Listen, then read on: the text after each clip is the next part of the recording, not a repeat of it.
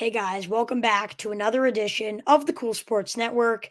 I am your host, Chase Coburn, and today I am joined by a very special guest, a writer and reporter for the Philadelphia Flyers and Philadelphia Eagles on Philly Sports Network, and a beat writer for the Washington Capitals for Total Apex Sports, Christopher Babos. Christopher, thanks so much for coming on. Welcome to the show. Thanks very much for having me. Excited to be here. I'm so glad you are able to be here. We want to talk a lot about different things with you. We're going to be covering a lot of Washington Capital stuff, a great 5-1 start for them. We're going to get into that a little later. Let's first talk about you. When did you realize you wanted to pursue a career in sports writing, and what has been your career path since to get to this point?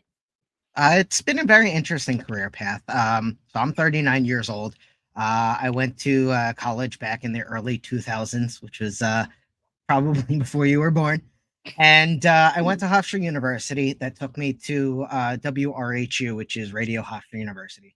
I got the chance there to do radio broadcasting, sports broadcasting, everything from play-by-play and sideline reports at Madison Square Garden to calling a college basketball tournament in Alaska, and just different a variety of experiences throughout the sports world and sports media. After I graduated, I ended up coming home. I didn't really seriously look for sports. Actually went into to retail, started working. I always loved video games. So it's like, oh, cool. Yeah, work at GameStop. Perfect. Ended up spending like 5 years at GameStop running a store. And then all of that led to basically just different career jobs until COVID hit in 2019, 2020. I lost my job at that point, and kind of got the chance to reevaluate when everything shut down for a little bit. Because when you're working all of the time, it's kind of hard to sometimes think about all of that. So when there was a break and it was forced on everybody, I realized that my passion was sports, and at that point, I made a determination to find a way to make it work for myself and use my broadcasting background because I personally think that makes me a unique writer. It's something that because you have to learn to use language in different ways. Um, for example, for baseball, you can say there's a single, hit up the middle. You can say it's just the left or the right of the second or shortstop. Like different ways to use that language makes a big difference. So that when it comes to actually writing it, you could say the Washington Capitals are on a heater. They're on a 5-game win streak. They simply can't lose. There's just different ways that you can kind of phrase things. So that's basically what led me here today. I got lucky when I started chasing things out. You mentioned the Flyers earlier. I started as a volunteer, basically for writing post games essentially last season for My Media. They grew, I grew, and I got lucky enough to land at Philly Sports Network after that season. Um, to now where I get to write and get published in Metro Philadelphia, which is just insane. Yeah, you've done many different things, and I think kind of that career path for you, what you've been able to do since you really made that decision to transition into sports, I believe is incredible. Again, what you have been able to do there. Thank you. The reason why you are here is to talk sports. And we're going to talk again a lot about the Caps, a little bit about the Flyers. Let's talk about the Eagles. I know you do a lot for the Mm-hmm. Eagles. Jalen Hurts obviously is a team that made the Super Bowl just a few years ago. But do you believe that they are in that echelon as one of the main contenders? Because personally, myself, I don't have significant confidence in Jalen Hurts and the team as a whole. I think the coaching may need some fixing. Losing coordinators 2 straight years, 3 new coordinators for the 3rd straight season on both sides of the ball. What do you think of Philadelphia? Are they contenders? Where do they kind of stand right now in the NFL? They're still trying to figure it out. Can they be contenders? I think so. They definitely need to clean some things up. The talent's there. I mean, I don't know how you have a Jalen Hurts and AJ Brown and Devonta Smith, a Dallas Goddard, a Saquon Barkley. I can keep going. So no, I think you hit the nail on the head, Chase. I think the 3 different coordinators in 3 years is kind of what the biggest issue has been for Jalen and for That's that hard to offense as a transition whole. for on both sides of the ball too. Yeah. So I did a breakdown actually earlier today. It's funny that you mentioned that. I did a piece for Philly Sports Network that isn't out yet that essentially was looking at what they can do to help Jalen Hurts. And back in 2022, when they went to the Super Bowl, he was getting the ball out of his hand in under 3 seconds. Right now, he's at, I want to say it was like 3.18 seconds for the time to throw. And around that for something like that last year, too. So one of the things that, I thought Shane Steichen did good with Jalen Hurts, as opposed to what's not happening, was getting him out of the pocket, getting him on the move, and getting him into some space where he can use his athleticism to make a play, make a throw, make somebody miss and scramble for a couple of yards. So I think there's definitely work to do. I like the structure of the team. And while it's definitely not what it was back in the NFC least days, I definitely don't think that the NFC East is as strong as it has been in the last several years. So I think it's a winnable division almost for anybody. I think Washington has a shot, depending upon how Jaden Daniels and what his health status is. Yeah, if Daniels can stay healthy, the Commanders have had a great start. As a Ravens fan, personally, I watched that game where the Commanders played the Ravens, and Mhm. just the way that Jaden Daniels commands the field as a rookie too, hitting these timing routes, he looks like this poised, calm veteran in the pocket.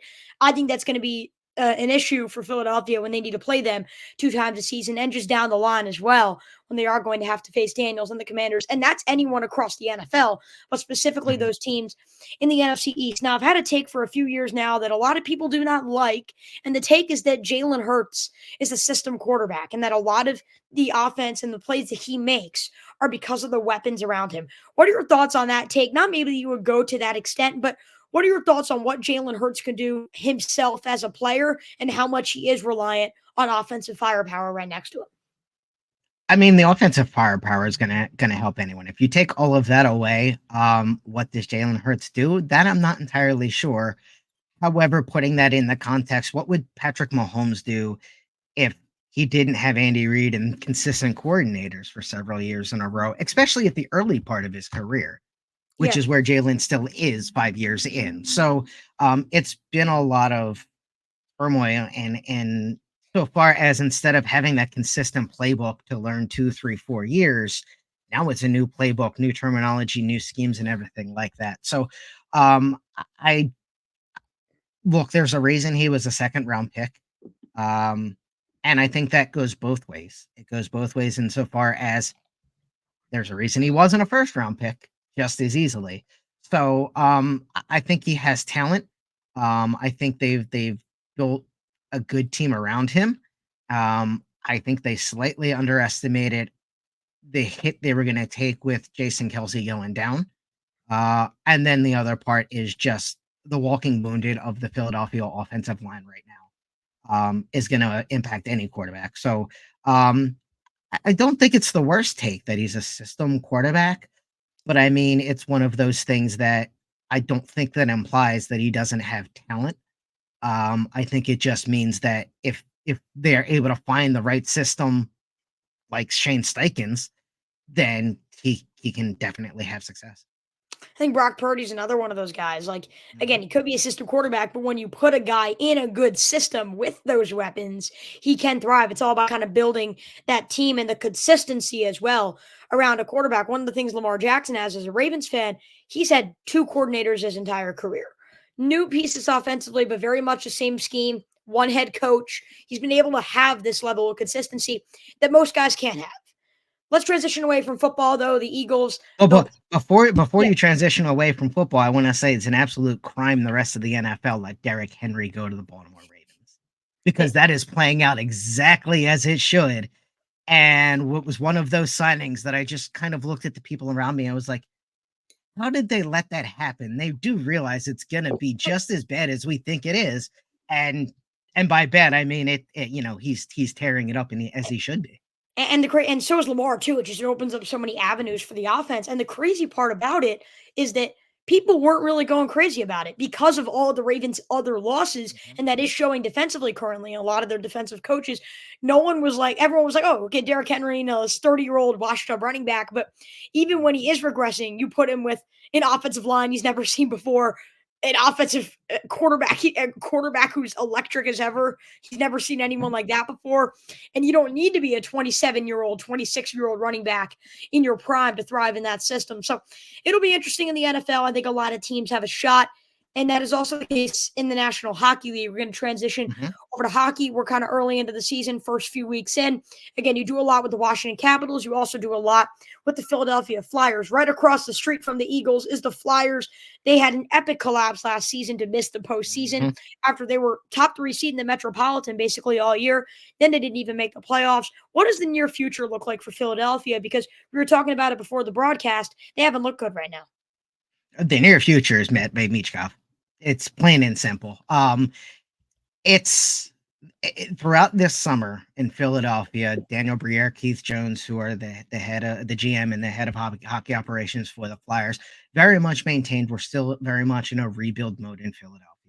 Yes, they almost made the playoffs. Yes, they sat in the Metropolitan third spot for, I want to say it was 60% of the year. Unfortunately, the goaltending situation, as it tends to do in Philadelphia, got a little out of hand. Some legal issues that we're not going to touch on. Sam Urson played too much. And then it was simply a situation was they didn't really have a goaltender that they could go to in that final 10, 12, 15 games to really just allow them to breathe. They never picked up that one really important win. They were in a couple of games where it's overtime or whatever, and a couple of points either way it swings it. Ultimately, at the end of the day, as tough as it was to swallow at that point, because you had gotten we hadn't not we the Flyers hadn't been in the Stanley Cup playoffs since 2020. So after 4 years, like, okay, cool, like this is awesome. It's going to be great. Experience for a lot of the young kids that are on the team. And then it just didn't happen. Um, it ended up netting them Jet Luchenko, which is a surprising addition. It was a draft pick that was, I want to say he was taken 13th overall. It just universally flamed from the sounds of it here in Philadelphia. Nobody was like, he wasn't one of those highly regarded, oh, I can't believe you took this guy. And then he came to Flyers rookie camp and he played and he opened some eyes. And then he came to Flyers training camp and he played and he opened some more eyes. And then he made the roster and you're like, wait a minute, what's going on here? Now, he sat the last two games. So I don't know if they're going to end up sending him back to junior, which I've always maintained is the best for his personal development. Um, with that being said, and this isn't to say he's Connor McDavid by any stretch of the imagination, but he did play head to head against Connor McDavid at 18 years old and did not give up a goal. McDavid had 2 assists, but I mean, in the last 10 minutes of that game, it was a 3-2 Flyers lead, and Michkov and Luchenko were both out on the ice against Connor McDavid, Draisaitl, and the big stars of Edmonton. So that speaks a lot to the future, but right now it's a little rough. Their defense hasn't been great. I'm sure you saw that a little bit in the last 2 games with Yeah. Washington against Philly. Um, on the flip side, Washington averaging 4 goals a game, and Philly's averaging before that matchup, they were averaging 4.2 goals allowed a game. So it really was the perfect time for the Caps to just run in, smash and grab, and then leave with 4 points because they're and the Capitals are hot right now. Tom Wilson hasn't scored, but he's had an incredible start to the season. He hasn't scored in the last 2 games, rather, but he's had an incredible start to the season with 5 goals already. Yeah, if you guys too, Connor McMichael really went off in that final game against Philadelphia. As you mentioned, Caps were able to pick up 4 points, and that could be huge down the line. If Philadelphia figures things out like they did last season, those could be huge for playoff implications, seeding implications, all that great stuff. The team Congrats to Mr. Michael, by the way, because I believe they had his wife had a kid after the game, I believe. Oh, wow. So I believe I saw that this morning. So pretty big day for the McMichael family, from the sounds of it. So it was pretty cool. Yeah, absolutely. Connor McMichael is one of those guys, been incredible. This Caps team is hot, and the Flyers just lost back to back to them. In a playoff race that the Caps in their own. They're kind of transitioning eras. They're going away from Evgeny Kuznetsov, Nicholas Backstrom, all these guys that used to be these front line, first line, second line type centers. They're moving away from that. Yet they've gotten off to a quick 5-1 start, despite all of these drastic changes, really over just the past calendar year. What has gone so well for Washington in this amazing start? Where I may add, they've beaten teams in Dallas and Las Vegas who were 2 legitimate contenders last year. The additions that Chris Patrick has made in the offseason really have been good additions to the Washington Capitals room. Chikrin's got 2 goals. Has looked really good. I even commented to somebody at Flyers practice earlier today. He's like, man, I really wish we could have gotten our hands on Chikrin because he looks really good. He looks just solid. He reminds me not as much offensively as Gostisbehere did here in Philly, but just has that offensive flair that it can help any team. So I think he was a good ad. I've always loved Andrew Magniapani's game. So the fact that you can kind of get him into that room and get some additional scoring there. Um, uh, Dylan Strom. Dylan Strom's been playing absolutely fantastic early on. Yeah. Um, and then at the end of the day, you still have Ovechkin, and even though he only has 2 goals, he's playing really, really well. His assists Yes. have been on point, and just I had the opportunity on Monday to watch him practice at Flyers Training Center before the game on Tuesday, and man, it was one of those things that I almost couldn't wrap my brain around the fact that one of the best hockey players in the world was about 10 feet away from me. And the opportunity to just sit and watch him skate, watch him shoot the puck, um, and really just kind of not goof off. Not that he wasn't taking it seriously in any way, but just kind of have fun with his teammates. It was an awesome thing to sit and watch, and you can just see how much the man loves hockey. Yeah, of course, Alexander Ovechkin. I think even though he may not be that best player or the most productive player on the team anymore, just you mentioned his lower goals totals. He's no longer that 50, 40 goal scorer even that he was a few years ago, but it's still Alex Ovechkin. He's chasing Wayne Gretzky's goals record, but at 39 years old, he has regressed a little bit. Because of that regression, as I just mentioned, he isn't like that clear best player. But what value do you think Ovechkin still adds to this Washington team that many fans who don't watch every single night really can appreciate about what he still does at 30 and near 40 years old? I mean, he's a true professional. He knows how to play the game. He skates his shifts hard. He doesn't, stay on the ice long and overextend shifts. Back when he was younger, he did a little bit. But he's kind of learned to play that game. And then, it's kind of crazy to say, but scoring 20-25 goals is still really, really difficult in the NHL, and he makes it look simple. I personally have him pegged for about 25 to 32 goals this year. I think he'll get the record next year. Um, but it's Alex Ovechkin. If he gets onto a heater on the power play, I definitely think he could end up picking up, 6, 7 goals in a, 10 games span. And then all of a sudden you're like, well, can he do it this year? So um, I think it's one of those things as the other Capitals play better around him, it's going to kind of lull other NHL teams into a false sense of security that they don't have to worry about Ovechkin as much. And that's when he's going to feast. You mentioned how you project Ovi for about 25 to 32 goals. Last year, he finished with just around 30, so it seems like a pretty accurate amount. What do you think is the likelihood that he can possibly make a run of breaking the record this year? Because it's unfortunate between the COVID-19 pandemic, between the strike early in his career, he'd have this broken. Knock on wood, he hasn't really done. He's been able to stay healthy. He's been able to stay on the ice. But realistically, now that he has had those circumstances and where he sits right now, how likely do you think he is that he makes a run of breaking the record this year? This year, I don't think it's as likely. I think he's going to head into next season needing about 10, somewhere in that range.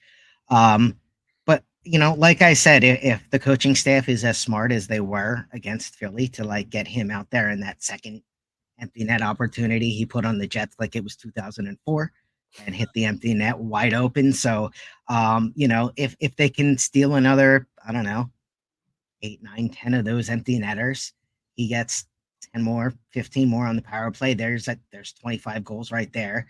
It's Ovechkin. He's good for 5 to 10 5-on-5 goals probably throughout the year, just from sheer talent. So I mean that I think there's opportunity. I think if the Capitals around him play better, then that's where I really think you could look up in January and then all of a sudden he's sitting on 25. And that I think that's when you would kind of be like, all right, can he really do it this year? Um, I think we're gonna need a couple of months before we can really make that assessment.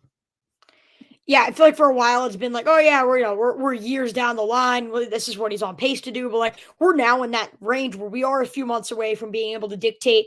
Is he going to be able to do it this year, or is it going to be next year? Assuming again he stays healthy, that's where we are at with Alex Ovechkin, and it's incredible. And just as a Caps fan, just watching, and as a reporter as well, writing about the team and different things, just what Ovechkin can do and the presence he adds on the power play. And I'm going to talk about this later. I think part of the problem is the Caps' main goal. You want to get it to Alexander Ovechkin to put it in the back of the net.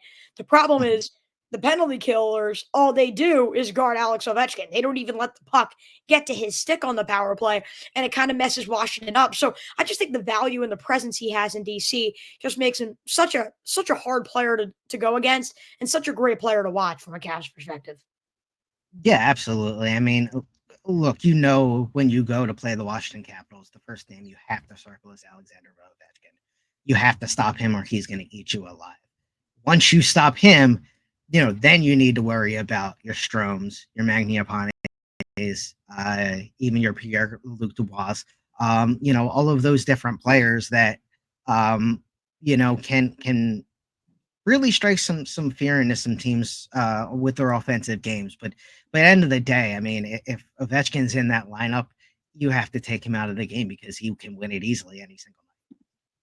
I mentioned the Caps moving on from that previous era where this June will mark the 7-year anniversary from their first and only currently Stanley Cup championship. So it has been a long time. We're seeing that that roster is basically completely different. Caps Well, bring I Jacob have Brown to back, I but have I have to stop you. I have to stop you. You said the Capitals have been a long time, 7 years since their Stanley Cup. The Philadelphia Flyers have been over 50, sir. That is a long time. hey, I'm a Wizards fan of basketball. It's been 45, so I can live with you right there. Yeah. Yeah. But Sorry, go on. I was like 7 versus 50 is like the yeah. Flyers have waited a long. Hey, the Toronto Maple Leafs have waited even longer than that. So at least we're not the Leafs. We can Right. Yeah. say Yeah. that. Yeah. But again, both teams kind of had their eras at times too. It's hockey. The Chiefs didn't Mhm. have much success for 45, 50 some odd years. And then Patrick Mahomes comes around and they dominate the league. That's the best part about sports. There's so many unknowns. You never really know. Relatively speaking, it's been a longer time period than most, I think, would expect. It feels like it just happened. But again, we're reaching the 7-year anniversary of that team. They move on from guys like Kuznetsov and Backstrom and others, but yet they're still really competitive, and a team that is going to compete for a postseason position, and a team that we're going to talk about later will hopefully try to make themselves a contender. How do you think the Capitals have been able to kind of extend this contention time and have this turnaround? I part of it is not really sinking themselves with bad goaltending throughout um the time period that has passed. I like the signing of Logan Thompson. Um, it Samsonov? No, Samsonov's the Islanders.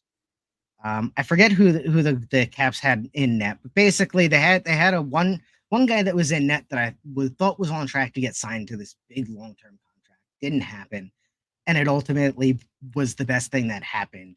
Darcy Um, Kemper? I think it was Kemper. Yeah. Where it was like they could have locked him up long term, then suddenly they've got a problem with the salary cap and so on and so forth. So I think they've really made smart moves with the contracts. And then just some of the player moves they made. I know he's no longer there, but the trade for Anthony Mantha a couple of trade deadlines ago, and he spent a couple of years, I think, in Washington. I thought that was a fantastic trade, and I thought he was a fantastic addition to that team. Like I said, even though he's not there anymore. So I really think it was just a matter of um, being right, which guys to keep around, which guys to let go, which guys to bring in and add to the group. All of that is a very, very delicate mix when you start talking to people in and around NHL hockey rooms. Absolutely. And I think how the Capitals have been able to do this is remarkable. I think part of that is that they have had some coaching trouble since Barry Trotz left. I think they've kind of found some more stability in that area. You add Spencer Carberry in addition, I really like because he brings this youthful presence to the team, which I think would be great for the Mhm. development of some of these younger players who are on this Caps roster. But he also possesses this win now attitude, kind of a mix of both that Washington has been looking for in a head coach. He has both. His one specialty when he was an assistant in Toronto, though, was the power play. And the power play really hasn't worked in his tenure with Washington. I mentioned a lot of it is trying to get the puck to Alex Ovechkin, and defense is kind of suffocating over you in that right side or the left side, depending on obviously which Mhm. angle you are on, from that circle. So, what has exactly been the problem? How can Washington recover from, a few years ago, they were one of the best power plays in the NHL. Now they're struggling to just get a goal on the power play, 0 for 5, over the past few games. So explain how they can kind of get back to that point because they have a lot of talented offensive pieces, but the power play just isn't working at the moment. So this is going to be a cheap plug for my Flyers podcast, but I called my Flyers podcast "Shoot Another Flyer Show" because I don't think NHL teams shoot the puck enough. In Philadelphia, we're constantly yelling at them, "Shoot, just shoot the puck, just throw it on net." And I think that applies to Washington on the power play in this circumstance. Yeah, you'd love to get Ovechkin the puck in that one timer position and where he can just fire away and he'll get 8 to 10 goals a year just doing that as he should. Having said that, shooting through screens, shooting pucks at the net, digging for bad rebounds, staying around the goal line and looking and digging for those loose pucks and stuff like that. Once you start to get a couple of those goals, and teams have to be a little more aware of that, that's going to then buy Ovechkin more space so that you can then feed Ovechkin. And then the cycle starts again because then they have to go shut down Ovechkin again. And then you worry about getting rebounds, getting pucks on net, getting goals that way. And then, well, they got to worry about that again. So who's open? Ovechkin's open again. So I think it's finding that right balance of how much to play through Ovechkin at this point, because you certainly want to utilize his talents, but you also know the other teams are looking Yeah, and I think you do have to find that balance because I think the Caps have other opportunities. I always tell them as well, shoot the puck on the power play. That's how things happen. It's always crazy to me in the postseason. Teams are down and they're like passing the puck around like it's hot potato, trying to come up with the right shot. Like you just have to get the puck on net, and bounces are going to go your way. That's the crazy part about hockey is for. one bounce, one skate, one little tip of a stick, and everything changes. And while there are only 5 guys on each team plus goaltenders, that's a lot of space occupied where there could be deflections and things that happen. It's a crazy sport, hockey, and especially at the professional level. So I think finding that balance is absolutely key. You mentioned running through Ovechkin. Once Ovechkin is gone, once he breaks that goals record, it'll probably be gone over the next few years. I mentioned he's near that 40-year-old range. It's going to be time. He's going to hang up the skates at some point. So after he does that, obviously, I think this Caps team with the moves they made, as you mentioned, they've done a good job. I don't think they're going to have to go through a long, horrible rebuild that a lot of Mhm. franchises in that Delmarva area have had to over the past decade and a half or so. So, when you look at this Caps team, which of these stars do you think is kind of next to take that superstar leap? Is it Connor McMichael, as we talked about earlier? Is it Sonny Milano? I think he's been a great piece for them. Who is that guy on Washington that you think is going to take the unexpected jump and become that superstar on this team long term? I've always liked Sonny Milano, but that's not where I'm gonna go. Um, the two that I like, there's three I'll give you. There's three that I like the most. One's already there, which is Ilya Protov. Um, I really like his game. I don't know if he's going to take over for Ovechkin. I just really likes what he brings to the team as a young player. Um, we saw him in the preseason. Ivan Miroshchenko, I think is how you say his name. I watched him a couple of times. I scouted him leading up to the draft, and he was another player that I'm like, crap. Of course he went to Washington. Now, as a Flyer supporter, it's like crap. Of course he went to Washington because I didn't want to have to deal with him. So that's one of those players that I think they got a really good player there. And then Ryan Leonard plays Boston College and NCAA. I mean, just a top pedigree talent. Um, I don't think Washington fully knows what they have there yet, nor does the league really. But I really do think that was a very smart draft pick for Washington. Yeah, and I think the Caps will do a good job of transitioning eras. I'm behind a lot of those guys. I think I'm curious to see when do you think Ryan Leonard will be up at the NHL level making an impact? Uh, I'm not entirely sure. I believe he's 19 years old. So it really is going to be a matter of how well the Caps thinks he's progressing, and then on top of that, do they have the ice time for him? I think we're starting to see that a little bit with Jet Luchenko in Philly. He's 18-year-old. He's under the NHL slide rule, so his entry contract hasn't started yet. He can play 9 NHL games before that kicks in. He's played, I want to say, 3 through the first 6 Flyers games. He was just scratched. I believe he's going to get scratched tomorrow afternoon against Minnesota Wild. So at this point, he's just kind of still hanging around and playing, 12, 15 minutes of ice time at the NHL level where he could go back to the Guelph Storm in the WHL and get 20 minutes of ice time and play on the top line. So it really is going to be a matter of where they have space in the lines. And then if they feel that Leonard can still progress at BC. Yeah, it's going to be very interesting. And Ryan Leonard, I think the Caps really have a talent there. We'll be curious to see when he comes up, when the Capitals utilize his abilities. The crazy thing is, we've had kind of multiple conversations today. Are the Capitals this team contending or are they rebuilding? But usually teams who kind of have a mixture of both are stuck in mediocrity. So far this season, the Caps aren't. They're 5-1. They've looked really good. Charlie Lindgren and Logan Thompson. That's a great 1-2 punch at goaltender that I think is really going to help them throughout the regular season. I love the pickup of Logan Thompson. Do you think, while it may be unlikely because of all of these young guys and all the question marks, do you think Washington could make themselves this surprising contender and all of a sudden they're a top 3 seed in the Metropolitan and making some noise in March and April and May? I think they'll be around the end of the season. Uh, I I could see top 3 in the Metro. I don't exactly see top 3 in the East, mainly because I think New York's too good. I think New Jersey is also too good, even though they've split 1-1 thus far this year. Both games with Jersey have been fantastic. Like, sign me up for that playoff series right now.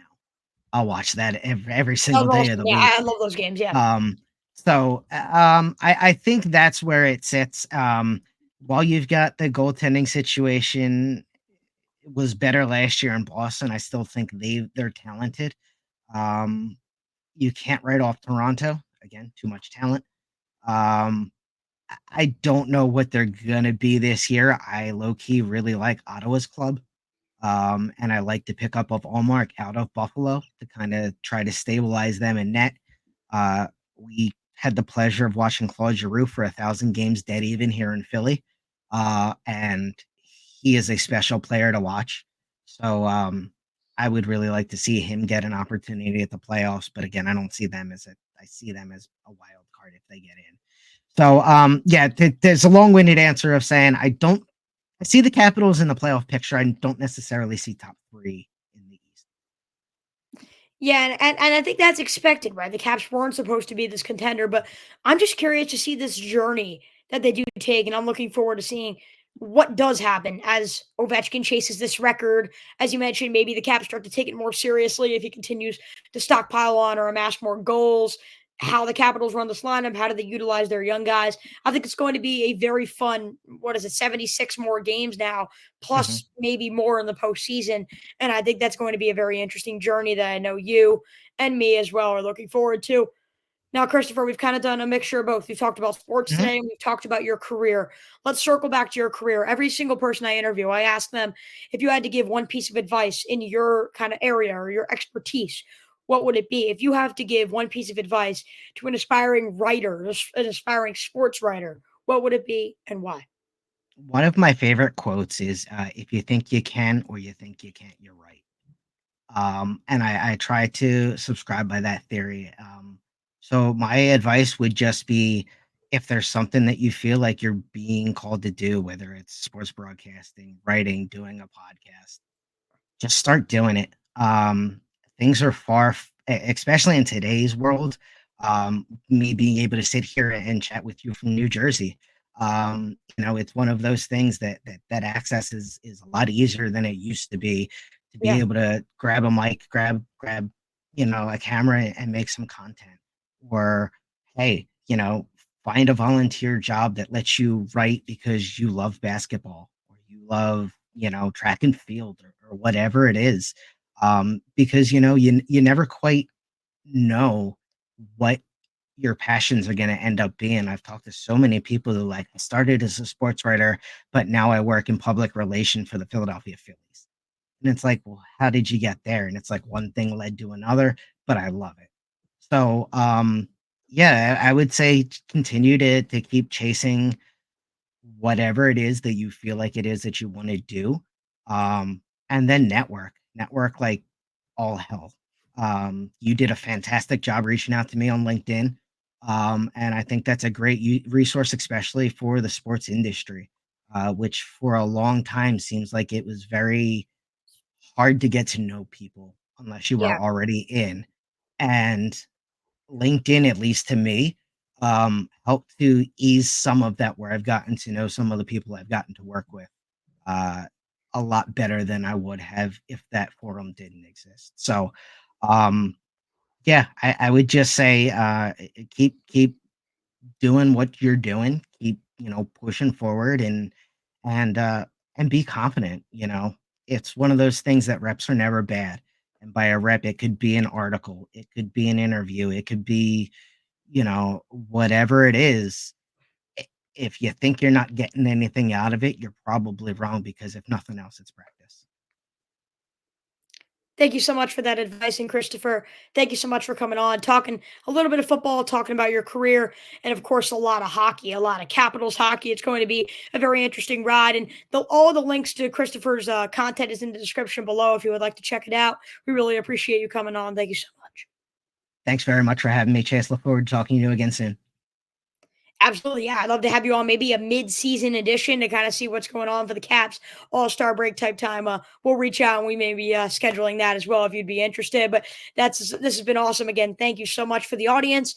I hope you guys did enjoy alongside me from Total Apex Sports and for the Philly Sports Network, Christopher Babos. I am your host, Chase Coburn, and we will see you next time right here from the Cool Sports Network. Take care.